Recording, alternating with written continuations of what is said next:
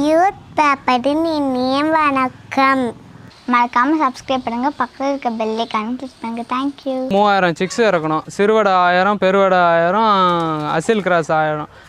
3 breed நான் ஏன் select பண்ணி வளர்க்குறேன்னா, நாட்டுக்கோழியை பொறுத்தளவுக்கு ஷெட்டு நாற்றம் அடிக்காத இருக்கணும்.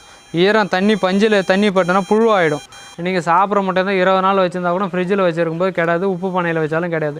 அதுக்கு தேவையான எனர்ஜி ஃப்ரீயாக இருக்கும், கோழி ஸ்ட்ரெஸ் ஆகாது.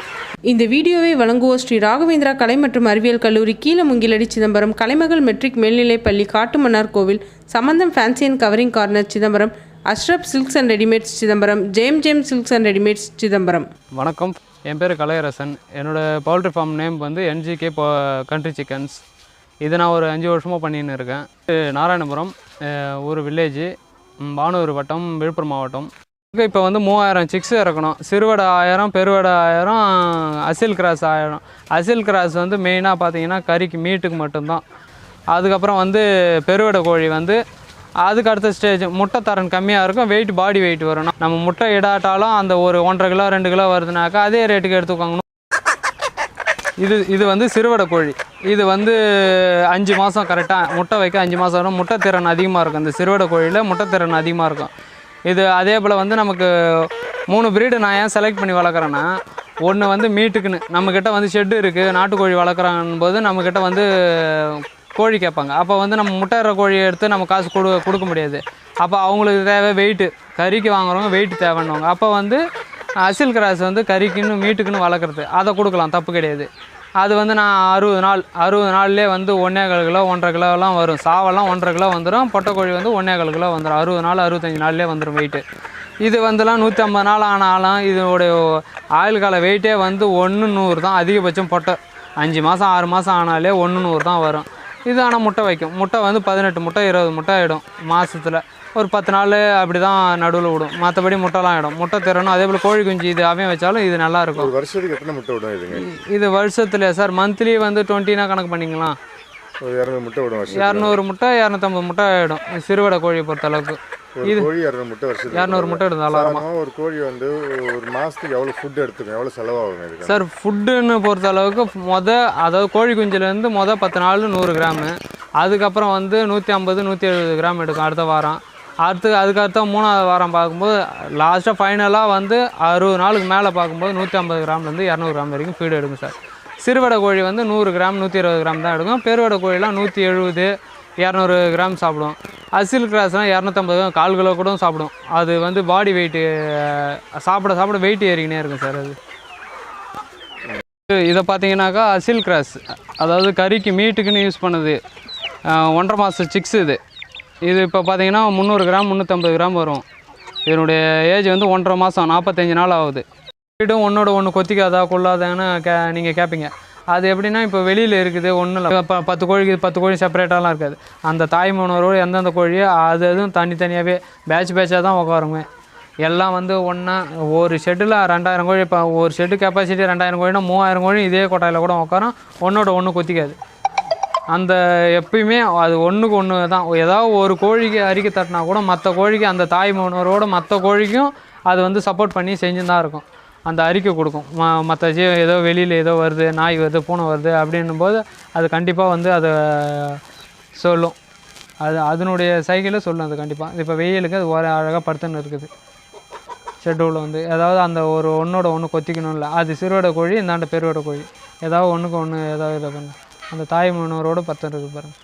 அதாவது எந்த கோழியாக இருந்தாலும் 7க்கு 1ன்ற ரேஷியோவில் சேவல் 7 பொட்டை இதுதான் ஒரு சேவல் இருக்கணும். இதை பார்த்தா 1000னாக்கா இது வந்து 70 அந்த ரேஞ்சுக்கு வச்சுருக்கணும் சார். 7க்கு 1 அந்த ரேஞ்சில் தான் கோழி. அப்போ தான் வந்து முட்டை திறனும் நல்லாயிருக்கும், முட்டை வந்து கரு உற்பத்தி திறனும் நல்லாயிருக்கும். ஃபீடு வந்து கம்பெனி ஃபீடு ஒரு 45 நாள் வரைக்கும் கம்பெனி ஃபீடு. ஏன்னா அதுக்கு தேவையான கால்சியம், மினரல்ஸு, விட்டமின்ஸு எல்லாம் வர்றதுக்கு அந்த ஃபீடு கம்பெனி ஃபீடு வாங்கி போடலாம். அதுக்கப்புறம் டே பை டேவாக வந்து நம்மளோட ஃபீடு மார்க்கெட்டு பக்கத்தில் இருந்ததுனாக்கா வேஸ்ட்டு காய்கறி, இந்த மீன் கழிவு இது எல்லாமே போடலாம். இப்போ நம்ம ஷெட்டில் மீன் கழிவு தான் எடுத்து வந்து போட்டு வருவோம். எப்படி இருக்குது பாருங்கள், கோழி எவ்வளோ ஆக்டிவாக இருக்குது பார்த்துங்க. இது எல்லாமே மீன் கழிவு சாப்பிடுது, எப்படி இருக்குது பாருங்கள். இது எல்லாமே ஃபீடு நம்ம காஸ்ட்டு, அது ஃபீடோட ரேட்டை குறைக்கிறதுக்கு தான் நம்ம செய்ய வேண்டிய விஷயம். இது இப்போ மக்காச்சோளத்தை வந்து ட்ரேவில் முளைக்க வைப்பாங்க. 25 நாள் 30 நாள் தண்ணியில் ஊற வச்சு 2 நாள் ஊற வச்சுட்டு ட்ரேவில் விட்டு கேபின் மாரி ஷெட்டு ஒரு ரெடி பண்ணி ஆட்டை வச்சு ட்ரேவில் வச்சுருந்தோம்னா முளப்பு தட்டும். அப்பப்போ 3 வேளை தண்ணி தெளித்தோம்னாலே முளப்பு தட்டிடும். 1 கிலோவுக்கு 4 கிலோன்ற ரேஷியோவில் கிடைக்கும். நமக்கு ஃபீடோட காஸ்ட் கம்மியாகும். 1 கிலோ மக்காச்சோளம் போடுறோம் 4 கிலோ கிடைக்குதுன்னா அது கொழுப்பு சத்து அதிகமாக வரும். அந்த துளிர் கோழி நல்லா சாப்பிட ஆரம்பிக்கும். அதாவது கம்பு நம்மக்கிட்ட கமிட்டியில் கிடைக்கும். கம்பு லோ காஸ்ட் எது அரிசி எது கிடைக்குதோ அது எல்லாமே நம்ம போடலாம். அப்புறம் காய்கறி வேஸ்டேஜ் இருக்கும், அதை எடுத்தாந்து அவிச்சு போடணும். காய்கறி வேஸ்டேஜ் அப்படியே போட்டால் சாப்பிடாது, அது அவிச்சு போட வேண்டியது வரும்.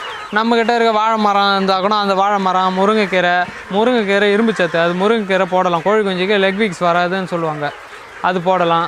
அதுக்கப்புறம் வாழை மரம் இருந்தால் நம்ம தோட்டத்தில் இருக்க வாழை மரம் இருந்தால் வேஸ்டேஜ் இருந்தால் வெட்டி போட்டிங்கனாலே அந்த தண்டு அது நாரை தவிர மற்ற அனைத்தும் சாப்பிட்டுடும். ஒரு இது கூட வராது, இலை எல்லாத்தையும் சாப்பிடும். வேப்பிலில் போடலாம், சளி பிடிக்காத இருக்கும், ஒன்றோட ஒன்று பெக்கிங் ஆகாத இருக்கும். அப்புறம் நம்மக்கிட்ட சோத்து காத்தாழை சொல்லுவாங்கள்ல, அது வந்து கூலிங் கோசம் கோழி ரத்த காய்ச்சல் வராத இருக்கும். அது வந்து அரைச்சி ஊற்றலாம் தண்ணியில். அந்த பட்டையை செதுக்கிட்டு தண்ணியில் அரைச்சி வச்சிங்கன்னா கசப்பு தான், ஆனால் இருந்தாலும் சாப்பிட்டு குடிச்சிடும். கோழிக்கு கசப்புன்றது தெரியாது. அதுக்கப்புறம் வந்து கோழி குஞ்சு வருதா, மஞ்சத்தூள் போட்டு தண்ணி வச்சோம்னாலே ஆன்டிபயோட்டிக் ஆட்டோமேட்டிக்காக. அதில் வந்து ஆஸ் யூஷுவல் எப்படியுமே நம்ம என்ன ப்ரொசீஜர் வளர்க்குறோமோ நம்ம கோழி குஞ்சுக்கு அது நார்மலாகவே வளர ஆரம்பிச்சிடும். இதுக்கு மெயினாக வந்து ஃபீடு தான் போட்டு வளர்க்கணுன்ற அவசியமே இருக்காது.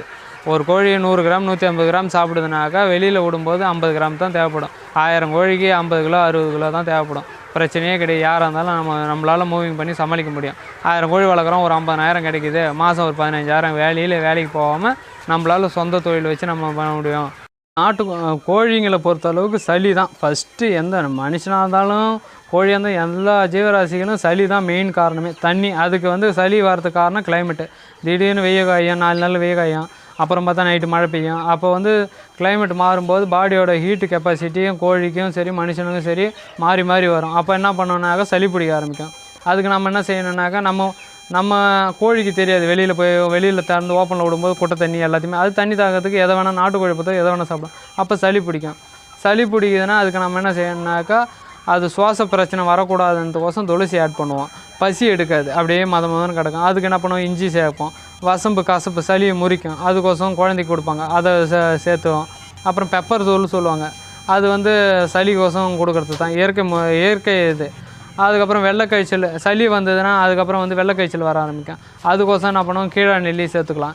இது எதுவுமே சைடு எஃபெக்ட் கிடையாது. அதனால் நம்மக்கிட்ட இது வந்து காசு கொடுத்து வாங்க போகிறதும் கிடையாது. இது எல்லாமே நம்ம தோட்டத்திலே கிடைக்கும். ஒன்று இஞ்சி இது மட்டும்தான் வெளியில் வாங்குவோம். இதுவும் இப்போ வந்து ரேட்டு ரொம்ப கம்மியாக தான். ஒன்றும் 1/2 கிலோ 1 கிலோ கிடையாது, 1/4 கிலோ. ஒரு 1000 கோழி வளர்க்கும், ஒரு 1/4 கிலோ வாங்கி அரைச்சி மீதி தழைங்களை கிலோ கணக்கில் கூட பறித்து போட்டுக்கலாம். ஃப்ரீயாக கிடைக்கிறது தானே, அதனால் நமக்கு ஒன்றும் இல்லை. நமக்கு அரைச்சி நம்ம ஃபீடும் கூட ஒரு 3 நாளைக்கு ஒரு வாட்டி கூட தண்ணியில் கொடுக்கலாம். அப்படி இல்லைனா ஃபீடில் கலந்து கொடுத்தோம்னாக்கா வாரத்துக்கு 2 வாட்டி. நம்ம இன்னும் பெருசாக ஒன்றும் முதலீடு போடல, ஃப்ரீ ஆஃப் காஸ்ட் தான். அதனால் நம்ம செஞ்சுக்கலாம். இது இயற்கை முறையில் சளி பிடிக்காத இருக்கிறதுக்கு. சளி பிடிக்கலனாலே உன் பண்ணைக்கு எதுவுமே வராது, எந்த நோயுமே வராது. சளி பிடிக்கலனா நீங்கள் மாட்டம் வச்சுருக்கலாம், மெடிசன் கொடுக்கணும் அப்படின்றதில்ல. இயற்கை நாட்டுக்கோழினாலே இயற்கையாக இருக்கணும் தான் அதனுடைய குணாதிசயமே. பண்ணையில் வளர்க்குறாங்க அப்படின்ற பட்சத்துலாம் கிடையாது. ஃபஸ்ட்டு 45 நாள் வரைக்கும் தான் நாங்கள் ஷெட்டில் வச்சுருப்போம். அதுக்கப்புறம் எல்லாமே ஓப்பனில் தான் இருக்குது. நம்ம கோழி எதுவுமே உள்ளே இருக்காது. ஏன்னா ஃபஸ்ட்டு 45 நாள் தேவைன்னா அதுக்கு தேவையான தீனி தண்ணி அதால் வெளியில் போய் தாய் இல்லாமல் உயிர் வாழ முடியாது. ஏன்னா பருந்து வல்லூரி அதுபோல் வெளியிலேருந்து வந்து அதை தூக்கி போய் சாப்பிட்டுடும். அதுக்கோசம் நம்ம ஷெட்டு உள்ளே வச்சுருப்போம். அது வந்து ஒரு 45 நாளில் 300 கிராம் 350 கிராம் வந்துடும். இப்போ வந்து அதுக்கப்புறம் வெளியில் விடும்போது தண்ணி வெளியில் மோஸ்ட்லி வெளியில் குடிக்காத அளவுக்கு இருந்ததுன்னா சளி பிடிக்காது. வெளியில் மேயும் போது தேவையான தீனி சாப்பிட்டுடும். நமக்கு ஃபீடோட காஸ்ட்டு நமக்கு ரேட்டு கம்மியாகும். 100 கிராம் சாப்பிடுதா வெளியில் போய் வரும்போது அது ஒரு 100 கிராம் ஃபீடில் 50 கிராம் வெளியில் சாப்பிட்றோம். 50 கிராம் மட்டும்தான் நம்ம போட வேண்டியது வரும். இப்போ நம்மக்கிட்ட இருக்கிறது ஃபுல்லாக பாருங்கள் வெளியிலே தான் இருக்கும். எந்த கோழியுமே உள்ளே இருக்காது. வெய்ய நேரத்தில் மட்டும்தான் மரத்துங்கீழே இருக்கும். மற்ற நேரம்லாம் காலையில் 6 to 9 வரைக்கும் வெளியில் எங்கே பார்த்தாலும் போய் வெளியில் மேயும். ஃபுல்லாக நம்ம விவசாய நிலம் தான், எதுவும் பிரச்சனை கிடையாது. எதையும் நம்ம லாஸ் பண்ண போகிறது கிடையாது. அதுக்கு தேவையான எனர்ஜி ஃப்ரீயாக இருக்கும். கோழி ஸ்ட்ரெஸ் ஆகாது. வெயிலில் பொறுத்தளவு கோழி எந்த அளவுக்கு ஃப்ரீயாக இருக்குதோ நோய் எதிர்ப்பு சக்தி அதிகமாக இருக்கும். உள்ளே இருக்கும்போது ஷெட்டு உள்ளே இருக்கும்போது ஸ்மெல்லு வரும். அதால் அதனுடைய பாடி ஹீட்டு கோழி ஒரு 10 கோழி ஒன்றா இருக்கிறதுனால பாடி ஹீட்டு அதிகமாகிடும். ஸ்மெல்லு வர ஆரம்பிச்சிடும். அக்கம் பக்கத்தில் இருக்க முடியாது. கோழிக்கு நிறைய நோய் வரும். சுவாச பிரச்சனைலாம் வந்துடும். இப்போது வெளியில் இருக்கும்போது ஒன்றும் பிரச்சனை இல்லை. நாளே ஷெட்டு வந்து எந்த ஷெட்டாக இருந்தாலும் நாட்டுக்கோழின்றதுல எந்த ஷெட்டு கட்டுறனாலும் கிழக்கு மேற்கில் இருக்கணும். எவ்வளோ லென்த்து வேணால் இருக்கலாம் கோழி ஷெட்டு. பிராய்லர் மட்டும்தான் 20 அடி 22 அடி கம்பெனி சொல்லுவோம். ஓன் ஃபார்முக்கு 40 அடி 45 அடி கூட நம்ம போடலாம். ஏன்னா பிராய்லர் வளர்க்குறவங்களுக்கும் நம்ம இதுக்கு நாட்டுக்கோழிக்கு எவ்வளோ இருந்தாலும் பிரச்சனையே கிடையாது. அதே போல் ஃபோல்டிங்காக இருக்கக்கூடாது. காற்று வந்து ஒரு கீழே தரையிலேருந்து 1 அடி 1.5 அடி மழை பெஞ்சால் தண்ணி வராத அளவுக்கு ஷெட்டு போட்டாலே போதும். கீழே வந்து தரை தான் போடணும், சிமெண்ட் தரம். அது வந்து பிராய்லர் வளர்க்குறவங்க கம்பெனிக்காரங்க அவங்க சொல்லுவாங்க, அவங்க டிமாண்ட் வைப்பாங்க, சிமெண்ட் தர போடணும், இத்தனை அடிக்கு இத்தனை அடி ஒரு டிங்கர் போடணும். நாட்டுக்கோழி பிராய்லருக்கு மட்டும்தான் வந்து டிங்கர் வந்து 4 அடிக்கு ஒரு டிங்கரு ஃபீட்ரு ஜிக்ஸாகில் இருக்கணும்னு சொல்லுவாங்க. நம்ம நாட்டுக்கோழியை பொறுத்தளவுக்கு அது தேவைப்படாது. ஜிக்ஸாகில் போடணும் அப்படின்ற நாட்டுக்கோழி எங்கே இருந்தாலும் போய் தண்ணி குடிக்கும். அந்த குஞ்சுக்கு தான் நம்ம சிக் டிங்கரில் அங்கங்கே வச்சிடுறோம்.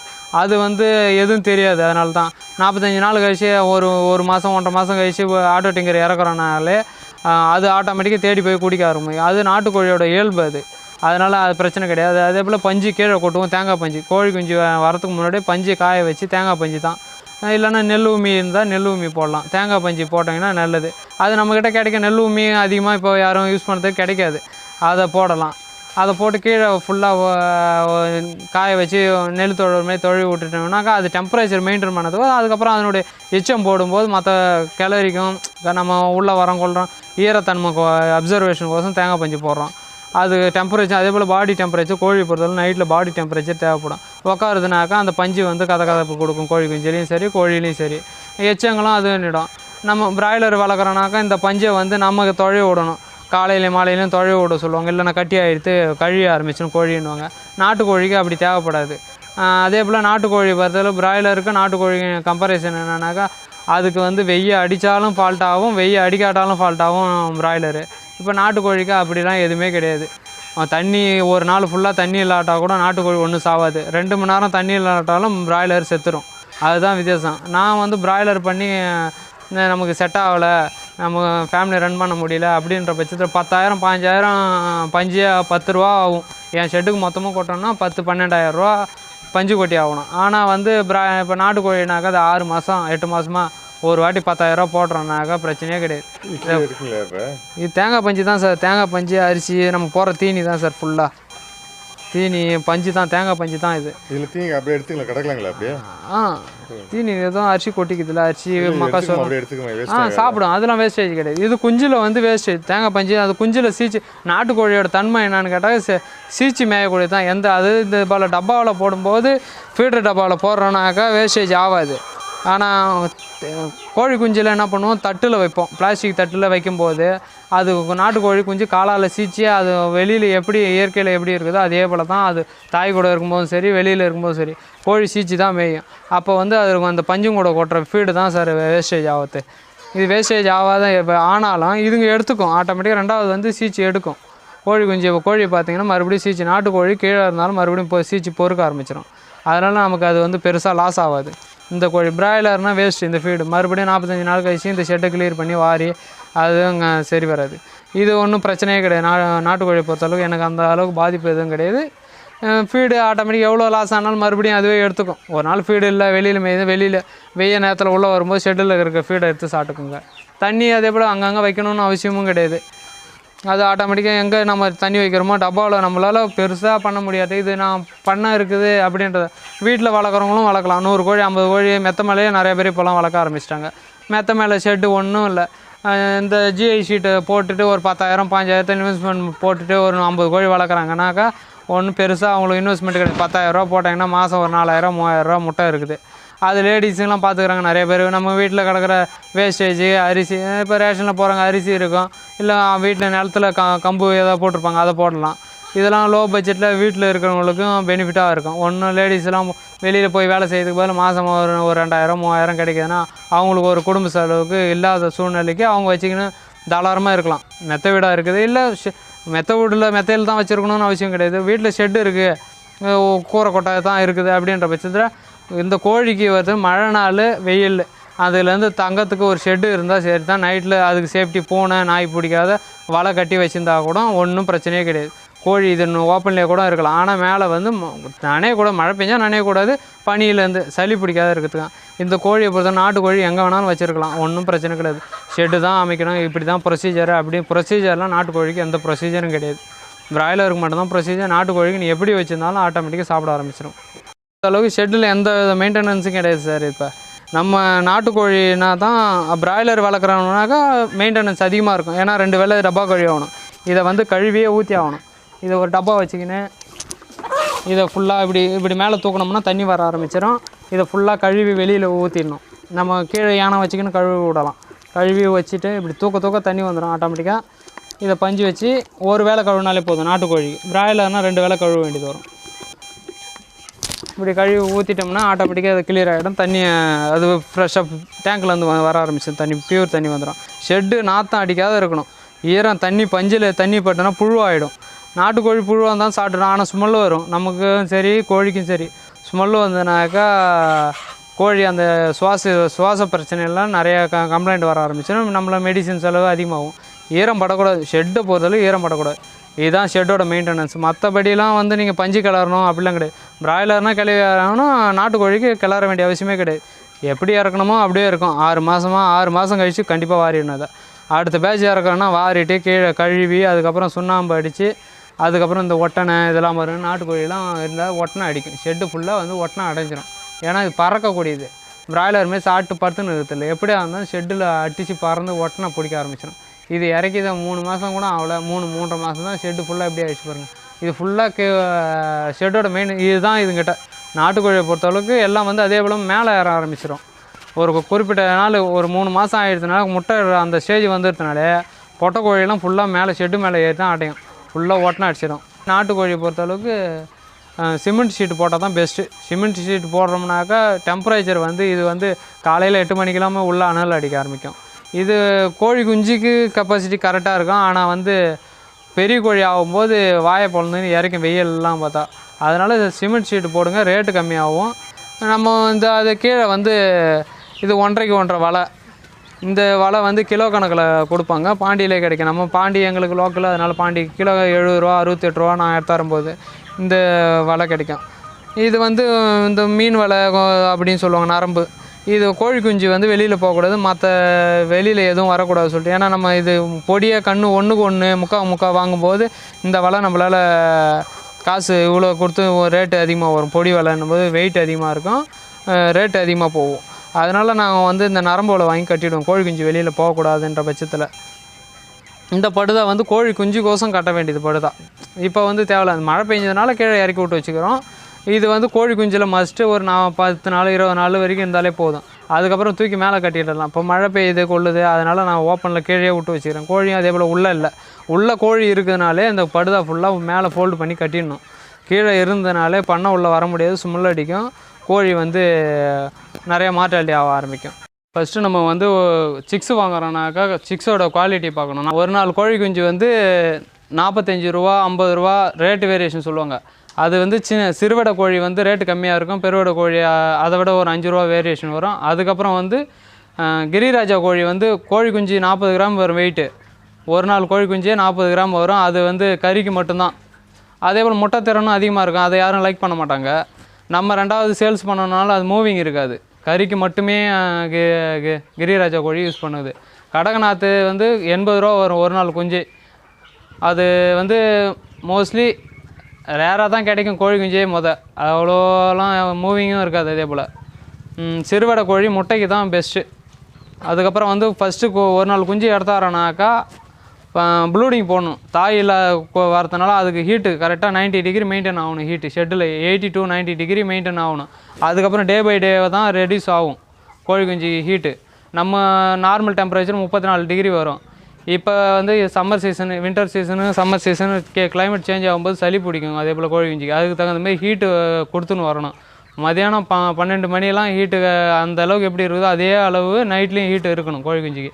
இல்லைனாக்கா மார்டாலிட்டி அதிகமாகிடும்.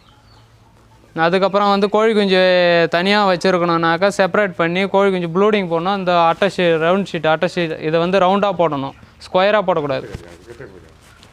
இந்த ஷீட்டை வச்சு தான் நம்ம வந்து ப்ளூடிங் போட முடியும். இது வந்து ரவுண்டாக போடணும். ஸ்கொயராக போடும்போது கோழி குஞ்சு கார்னர் மூலையில் போயிட்டு கும்பலாகி ஹீட்டு பத்தாததுனால கும்பலாகி அடியில் இருக்கிறது ஃபுல்லாக செத்துரும். அதை என்ன பண்ணோம், ரவுண்டாக போடும்போது ஹீட்டும் அதே போல் ரவுண்டில் ஒரு பானை வச்சு ஹீட்டு கறி வாங்கி வந்து கறி போட்டு ஹீட்டு கொடுக்கணும். கறி போட்டால் மட்டும்தான் ஹீட்டு வந்து ஒரு 4 மணி நேரம் 5 மணி நேரம் நைட்டில் வந்து ஹீட்டை தக்க வச்சுக்கும். அது கொஞ்ச நாளுக்கு அப்புறம் வந்து ஒரு 15 நாள் வரைக்கும் மெயின்டைன் பண்ண அந்த ஹீட்டு, அதே ஹீட்டு மெயின்டைன் பண்ண டே பை டே தான் ரெடியூஸ் பண்ணிக்கலாம். அதுக்கப்புறம் அது வந்து தண்ணி தீனி தேவையானது வந்து சிக்டிங்கர்லாம் இருக்கும். ஃபீடு வைக்கும்போது ஒரு கோழி குஞ்சு வந்து இன்றைக்கி 10 நாளுக்கு வரும். நாட்டு கோழி குஞ்சுனா 10 கிராம், ஒரு நாளைக்கே 10 கிராம் தான் சாப்பிடும். அது 10 நாள் வரைக்கும் 100 கிராம் தான் அது ஃபீடே. அது அந்த இன்டேக் வந்து காலையில் போடலாம், காலையில் சாப்பிடணும். கோழி குஞ்சோட டைம் எப்போ சாப்பிடணுன்னாக்கா நாட்டுக்கோழியை பொறுத்தளவு காலையில் 5 மணிக்கு, காலையில் 5 மணிக்கு ஃபீடரில் டப்பாவில் போட்டுட்டோமா 5 மணிக்கெலாம் சாப்பிட ஆரம்பிச்சிடும். அதுக்கப்புறம் 8 மணிலேருந்து அதோட கம்முன்னு தான் இருக்கும், படுத்துன்னு இருக்கும். அந்த வெயிலுக்கெல்லாம் கம்முன்னு படுத்துன்னு தான் இருக்கும். மதியானம் பார்த்தீங்கன்னாக்கா வெயில் அந்த டைம்லாம் ஃபீடு போட்டாலும் வேஸ்ட்டு தான், அது எனர்ஜி வேஸ்ட்டாக தான் ஆகும். இறப்பு வாங்கும், அதனால் எனர்ஜி வேஸ்ட்டு, வெயிட் ஏறியது, வெயிட் தான் நமக்கு லாஸ் ஆகும் வெயில் டைம்லாம். சம்மர் சீசனில் தான் கோழி குஞ்சு தரமும் நல்லாயிருக்கும், வெயிட்டாக இருக்கும். ஆனால் சளி பிடிக்கும், கிளைமேட் மாறும்போது சளி பிடிக்கும். அதுக்கப்புறம் வந்து 15 நாள் கழித்து பார்க்கும்போது தண்ணி சிக்டிங்கரில் தான் சார், இது இப்போ வச்சுக்கிறோம்ல சிக்டிங்கர், இதே சிக்டிங்கரில் தான் வைக்கணும். இல்லை ஃபஸ்ட்டு வந்து வந்த உடனே வந்து வெந்நீர் தான் சார் வைக்கணும். வெந்நீர் வந்து சுட வச்சு நம்ம எப்படி குழந்தைக்கு கொடுக்கட்டுமோ அது போல் இதில் வச்சிடலாம். ஃபஸ்ட்டு நாளுக்கு வந்து தண்ணி குடிக்கணும், அதுக்கு தெரியணும்னு சொல்லிவிட்டு சக்கரை போட்டு வைக்கலாம், அப்படிலாம் வெள்ளம் தண்ணி வைக்கலாம் சார். அதுக்கப்புறம் 15 நாள் கழிச்சு ஆட்டோமேட்டிக்காக ஆட்டோ டிங்கரில் விட்டுறலாம் கோழி குஞ்சு. ஏன்னா இதில் வச்சுக்கினே நம்மளால் வந்து எப்பயுமே 24 ஹவர்ஸ் மெயின்டைன் பண்ண முடியாது. 10 நாள் வரைக்கும் இதில் வைக்கலாம். அதுக்கப்புறம் வந்து தண்ணி இன்டேக் அதிகமாகினார், ஃபீடு இன்டேக் அதிகமாக தண்ணி வந்து 3 மடங்கு சாப்பிடும். 10 கிராம் தண்ணி சாப்பிட்டா 30 கிராம் ஆகும் ஃபீடு ஒரு நாள். அதான் கணக்கு நமக்கு தண்ணி. அப்போ தான் வந்து கோழி குஞ்சு நல்லா இருக்குது. தண்ணி எவ்வளோ குடிக்குதோ அதுதான். தீனி சாப்பிடாட்டா கூட பிரச்சனை கிடையாது, தண்ணி குடிக்கலன்னா மாட்டாளி ஆகிடும் வெயிலுக்கு. அதுக்கப்புறம் சிக்ஸு வந்து ஸ்டார்டிங் பண்ணுறது, நம்ம கோழி குஞ்சு வருது கம்பெனிலேருந்து வாங்கி வரோம் இல்லை சொந்தமாக வாங்கி வளர்க்குறோம் அப்படின்னும் போது சிக்ஸோட தரத்தை பார்க்கணும், வெயிட்டு மொதல் நாள் வெயிட்டு பார்க்கணும். மொதல் நாள் வெயிட்டு கோழி குஞ்சு வந்த அப்பயே பார்த்தாக்கா 28லேருந்து 40 கிராம் வரைக்கும் தான் சிக்ஸு வரும். சிக்ஸு அதுக்கப்புறம் அந்த ஹீட்டு கொடுத்து 15 நாள் கழிச்சு பார்த்தா டே பை டே 1 வீக்ஸ் ஒரு வாட்டி நாட்டுக்கோழியை பொறுத்தளவுக்கு ஒரு வாரத்துக்கு ஒரு வாட்டி வெயிட் போட்டு பார்க்கணும். ஒரு வாரமாக 48 கிராம் 38 கிராம் வெயிட் வருது கோழி குஞ்சுனாக்கா வாரம் 50 கிராம், ஒரு வாரம் அதான் 5 நாள் 6 நாள் கழிச்சு வெயிட்டு போடும்போது 10 கிராம் 5 கிராம் வெயிட் ஏறி இருக்கணும். இல்லைனா நம்ம போடுற ஃபீடும் எல்லாமே வேஸ்ட் ஆகும். இது வந்து குறைஞ்சபட்சம் 3 மாதம் கிட்ட ஆக போகுது. 3 மாதம் நம்மகிட்ட இருக்கிறது. இது மொத்தமாகவே வெயிட் வந்து இது முட்டையிற ஸ்டேஜ் வரைக்குமே 900 தான் வரும். இது எப்பவுமே இப்போ கோழி பெருசானதுக்கப்புறம் ஃபீட்ரு, இது ஃபீட்ருன்னு சொல்லுவாங்க. இது கோழி பெருசானதுக்கப்புறம் தான் இது போடணும். சிக்ஸில் வந்து இதிலே போட்டு வச்சாலே சாப்பிட்டுடும். அதுக்கப்புறம் கொஞ்சம் கோழி பெருசானதுக்கப்புறம் வந்து தீனி இறைக்காத இருக்கிறதுக்கு இதில் கொட்டி வச்சிருவேன் தான். இன்னொரு டிங்கர் வந்து இப்போ ஆட்டோமேட்டிக்காக லைன் போடணும்னா 45 நாள் கழிச்சு ஆட்டோமேட்டிக் டிங்கர் லைனு உள்ள ஷெட்டில் காட்டுறோம், அதில் போடுவாங்க. இது சிக்ஸுக்கு வந்த அன்றைக்கி சிக்ஸுக்கு வந்து இது போல் தட்டு பிளாஸ்டிக்லேயே இருக்கலாம், எப்படி வேணா இருக்கலாம், அது ஒன்றும் பிரச்சனை இல்லை. இது போல் பிளாஸ்டிக் தட்டு வைக்கும், இதில் வாங்கி வந்து சிக்ஸுக்கு, அதாவது கோழி குஞ்சுக்கு தெரியாது தாய் இல்லாததுனால நிறையா போட்டு வச்சிட்டோம்னா அதுவாக ஆட்டோமேட்டிக்காக சாப்பிடும். நம்ம பண்ணையிலேருந்து வாங்கி போகிறோம் எடுத்தும் போகிறோம்னாலே தவிடு இல்லை அரிசி அது போல் ஏதாவது ஒரு ஷேக்காகாதோ முட்டை ஷேக்காகாத எடுத்தும் போகணும். எடுத்தும் போயிட்டு ஃப்ரீசர் டோர் இருக்குதுல்ல, முட்டைக்குன்னு ட்ரே ஃப்ரிட்ஜில் இப்போ பார்த்தீங்கன்னா முட்டைக்குன்னு ட்ரே இருக்கும், அந்த ஃப்ரீசர் டோரில் வச்சுட்டிங்கனாக்கா ஒரு வாரம், அதாவது இன்குபேட்டரில் வைக்கிற முட்டையாக இருந்தால் ஒரு வாரம், நீங்கள் சாப்பிட்ற முட்டையாக இருந்தால் 20 நாள் வச்சுருந்தா கூட ஃப்ரிட்ஜில் வச்சுருக்கும்போது கிடையாது, உப்பு பானையில் வச்சாலும் கிடையாது. வெளியில் வச்சுருக்கும்போது 20 நாளுக்கு மேலே வச்சுருந்தீங்கனாக்கா 34 டிகிரி முட்டையோட கருத்திறன் கரெக்டாக இருந்ததுன்னா 34 டிகிரிலேருந்து 37 டிகிரி ஹீட்டு வந்த உடனே கரு உற்பத்தி ஆக ஆரம்பிச்சிடும். அதை என்ன பண்ணணும், நீங்கள் முட்டை இன்குபேட்டரில் வைக்கல கோழியில் வைக்கல, அது உள்ளே பார்த்தீங்கன்னா நிறைய பேர் என்ன பண்ணுவாங்க, முட்டையை அவிக்கும் போது பார்த்தீங்கன்னாக்கா கோழி குஞ்சு மாரி அந்த ரத்த நாணங்கள் ஓடி இருக்கும். முட்டையில் அவிச்சு பார்த்தா கூட ஸ்பைடர் மாரி இருக்கும். அது என்னென்னு கேட்டாக்கா நம்ம நார்மல் டெம்பரேச்சரே 34 டிகிரி 36 டிகிரி வரும். 38 டிகிரி கரெக்டாக மெயின்டைன் ஆச்சுன்னா முட்டை வந்து கோழி இல்லாட்டாலும் இன்குபேட்டரில் வைக்காட்டாலும் கோழி குஞ்சு உருவாக ஆரம்பிச்சிடும். இதுதான் முட்டையோட கெப்பாசிட்டி, கரு உற்பத்தி திறனோட கெப்பாசிட்டி. அதை வந்து முட்டை வந்து வைக்கிறோம்னாக்கா அதுக்கு தான் ஃப்ரீசர் டோரில் வைக்கிறோங்க. ஏஜ் வந்து 5 இல்லை 6 வருஷம் வரைக்கும் வச்சுருக்கலாம், அப்போ தான் முட்டை திறன். அதுக்கப்புறம் வந்து அந்த முட்டையில் வந்து கரு உற்பத்தி தோல் முட்டையிட ஆரம்பிச்சிடும். அதுக்கு கால்சியம் சத்து குறையும் போது தோல் முட்டையிட ஆரம்பிச்சிடும். அது ஏஜும் அதே போல் முட்டை திறன் குறைய ஆரம்பிச்சிடும். ஒரு கோழி சிறுவடை கோழி 18 முட்டை இடுது அப்படின்னு பார்க்கும்போது ஏஜ் ஆக முட்டை ரெடியூஸ் ஆகினே இருக்கும். ஏன்னா ஒரே மாதிரி இருக்காதுல்ல, அதனுடைய ஆயுள் காலம் குறைய ஆரம்பிச்சிருதுன்னு அர்த்தம். அதை வந்து அதுக்கப்புறம் மீட்டுக்கு தான் யூஸ் பண்ணி ஆகணும், வேறு ஒன்றும் பண்ண முடியாது. ஏஜ் ஆக ஃபீடு அதிகமாக சாப்பிடும். அந்த ரேஷியோவை பார்த்துங்க, ஒரு நாளைக்கு இவ்வளோ ஃபீடு போடுறோம், உள்ளே வச்சுருந்து இவ்வளோ ஃபீடு போடுறோம், வெளியில் இருந்தால் இவ்வளோ ஃபீடு போடுறோம். அந்த ரேஷியோவை கால்குலேட் பண்ணால் தான் நம்ம கோழி வச்சுக்கிறதுக்குன்னு. நம்ம மட்டும் வருது போகுது எடுத்தாந்து நம்ம மூட்டை கணக்கில் போட்டுட்டோம்னாக்கா விற்கும்போது விற்காது. பல பேர் என்ன பண்ணுவாங்கனாக்கா கம்பெனி ஃபீடே எடுத்தாந்து போடுவாங்க. 90 நாள் வரைக்கும் 100 நாள் வரைக்கும் வரும், 1.5 கிலோ வந்துடும். சரி வச்சுருப்போம், இன்னும் ஏஜ் ஆகும்னு சொல்லுவாங்க. ஆனால் 90 நாளுக்கு 1.5 கிலோ வந்து கொடுக்குறோம்னாக்கா ஒரு 50 ரூபா ஒரு கோழி பேரில் கிடைக்கும். ஆனால் அதை விட்டுட்டு நம்ம ஒரு இன்னும் வெயிட் ஏறும், ஒரு 1.5 கிலோ ஏறும், இன்னும் ஒரு 1/4 கிலோ கூட வரும், 1.25 வந்தால் ஒரு 200 250 ரூபா 300 ரூபா விற்கிது, 1000 கோழி 3 லட்ச ரூபா 1 லட்ச ரூபா செலவாயிடுச்சு அப்படின்ற பட்ஜெட் போட்டு வச்சுருப்பாங்க. ஆனால் ஏஜ் ஆக என்ன பண்ணும், 1/4 கிலோ 100 கோழியை பொறுத்த அளவுக்கு 50 கிராம் குஞ்சில் சாப்பிடுதுனாக்கா 25 கிராம் வெயிட் ஏறும். ஆனால் அதே கோழி 150 கிராம் சாப்பிடும் லாஸ்ட் நாள். அதே ஒரு வாரத்து வெயிட் பார்த்திங்கன்னா 25 கிராம் தான் வரும். 150 கிராம் சாப்பிடும்போதும் 25 கிராம் தான் ஏறுது. மொதல் 10 நாளில் 50 கிராம் சாப்பிடும்போது 150 எங்கே இருக்குது, 50 எங்கே இருக்குது. வெயிட்டு பார்த்திங்கனாக்கா கோழி குஞ்சில் ஏறுது பாருங்கள் வெயிட்டு. அப்போ ஃபீடோட காஸ்ட் கம்மியாக இருக்கும், கோழி குஞ்சோட கெயின் அதிகமாக இருக்கும். ஆனால் கோழி வந்து ஏஜ் ஆக வெயிட் கம்மியாக ஏறும், ஃபீடோட காஸ்ட் ரேட் அதிகமாகும். அப்போ நமக்கு வந்து லாஸ் ஆகக்கூடிய ஏஜ் 150 நாள் வச்சுருக்கோம்னாக்கா முட்டைக்கு நம்ம முட்டை மட்டுமே டார்கெட் பண்ணி வச்சுருக்கிறவங்களும் வச்சுருக்கலாம். இல்லை நம்மளால முடியாது, கறிக்கு தான் இல்லை மூவிங் பண்ணுறதுக்கு தான் வளர்க்குறோன்னா 90 நாளில் 1.25 கிலோ 1.5 கிலோ எடுக்கிறேன்னா அதில் 50 ரூபா 60 ரூபா ஒரு கோழி பேரில் கிடைக்கும். எந்த பிரச்சனையும் லாஸே ஆகாது. இது நிறைய பேர் செய்கிற தப்பு என்னென்னு கேட்டிங்கன்னா 90 நாளுக்கு மேலே 100 நாள் 2 கிலோ வரும், 150 நாள் வச்சுருந்தா 2 கிலோ வரும்னுவாங்க. ஆனால் ஃபீடோட காஸ்ட்டு பார்த்திங்கன்னா கோழி 300 ரூபா விற்கிறதுனா 350 ரூபாய்க்கு ஃபீடு போட்டுற வேண்டியது வரும். அதில் பண்ணுற தப்பு தான் கோழி பண்ண வச்சோம் லாஸ் ஆகிடுதுன்னு சொல்கிறாங்க. நிறைய பேர் சொல்கிறாங்க. இதை வச்சு யூடியூப்பில் நானும் நிறைய பார்த்துருக்கேன், டவுன்லோட் அப்பப்போ பார்ப்பேன். அந்த இன்ஸ்லாம் பார்க்கறதுக்கோசம் பார்க்கும்போது பார்த்தீங்கன்னா நான் வச்சேன் இவ்வளோ ரூபா வச்சேன் லாஸ் ஆகிடுது, இது 1000 கோழி வளர்த்தேன் 1000 கோழி பண்ணேன் அப்படின்னு சொல்லுவாங்க. நமக்கு அப்படி என்னை பொறுத்தளவுக்கு அப்படிலாம் கிடையாது. இது ட்ரேடர்கிட்ட கொடுக்காத நம்ம நாட்டுக்கோழி பியூராக வளர்க்குறோன்னாக்கா நம்மளை தேடி நம்ம கொடுக்குற பொருள் தரம் இருக்குதுன்னா நம்மளை தேடி யாராக இருந்தாலும் வருவாங்க.